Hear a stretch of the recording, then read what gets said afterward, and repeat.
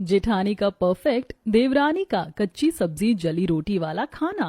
चलो सारा खाना बनकर तैयार हो गया है, बस ये कुछ रोटियां रह गई हैं। बस इसके बनते ही मैं सबका खाना डाइनिंग टेबल पर लगा दूंगी। सब इंतजार कर रहे होंगे। अब निधि फटाफट रोटियां बनाकर डाइनिंग टेबल पर अपने पूरे परिवार का खाना परोसती है। सभी लोग खाना खाते हैं। साथ ही अरे वाह, क्या खाना बनाया है।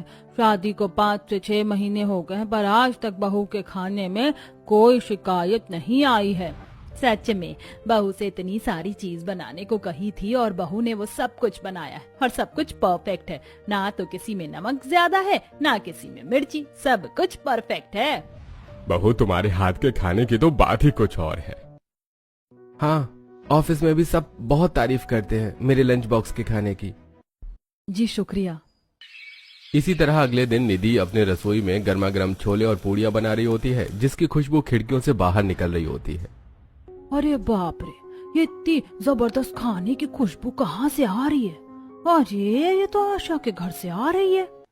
अब खुशबू को सूंघती सूंघती विमला आशा के घर पहुंच जाती है। अरे बिमला, तू अचानक यहाँ? हाँ, घर के बाहर साफ सफाई कर रही थी, फिर अचानक तेरे घर से खाने की खुशबू इतनी तेज मेरी नाक में गई कि मैं खुद को रोक ही नहीं पाई।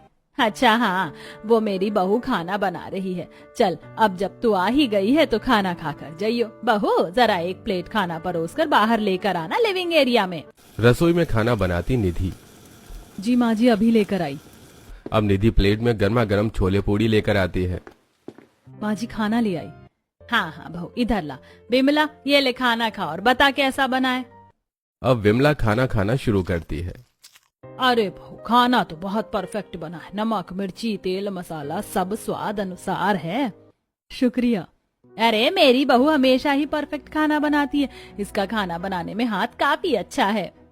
अब विमला खाना खाकर चली जाती है। कुछ समय बाद अब निधि अपने पूरे परिवार के लिए दोपहर का खाना लगाती है, जिसमें लौकी के कोफ्ते, केले की सब्जी, कटहल की सब्जी, रोटी, चावल, 2 से 3 तरह की चटनी होती है। अरे भाभी, खाने से क्या खुशबू आ रही है। लगता है आज भी आपने सब कुछ परफेक्ट बनाया है।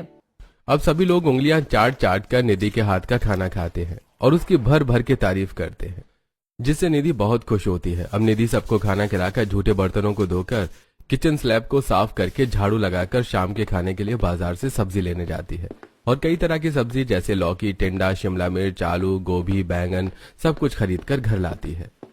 अरे बहू, एक पैर पर घर का सारा काम करती रहती है, थोड़ा तो आराम किया कर। हाँ, सही कह रही है दादी। आज मैं भी छुट्टी पर था, मुझे कह देती मैं ले आता। अरे आपको पूरे हफ्ते में एक संडे मिलता है, उस दिन भी मैं आपसे घर का ही सारा काम करवा लूं, तो फिर आप आराम कब करेंगे? अब सब्जी लाने के बाद निधि सबको शाम की चाय बनाकर पिलाती है। वाह, क्या चाय बनी है बहू, एकदम परफेक्ट। कुछ देर बाद निधि रात का खाना बनाने लगती है। निधि टिंडे, आलू, शिमला मिर्च, गोभी, मटर सब कुछ काटकर उन्हें धोकर उनकी सब्जी साथ में रोटी, दाल, चावल बनाकर रात का खाना सभी को खिलाती है। अरे निधि, खाना तो बहुत अच्छा बना है। जी शुक्रिया। अब देखते ही देखते निधि के शादी को 6 महीने हो जाते हैं और 7वें महीने में निधि प्रेग्नेंट होती है और घर वाले बहुत खुश होते हैं, पर वहीं थोड़ा घबरा भी जाते हैं कि अब अकेले बहू कैसे काम करेगी। तभी एक दिन, बहू, मैं क्या सोच रही हूँ कि अब मैं इस घर में तेरे लिए एक देवरानी ले आऊं। हाँ, गर्भवती है बहू, ऐसे दिनों में काम ज्यादा करना ठीक नहीं है। हाँ, आप ठीक कह रही है माँ, देवरानी जी आएंगी तो मेरी थोड़ी मदद हो जाएगी। अब अगले ही दिन गंगा और आशा घर में पंडित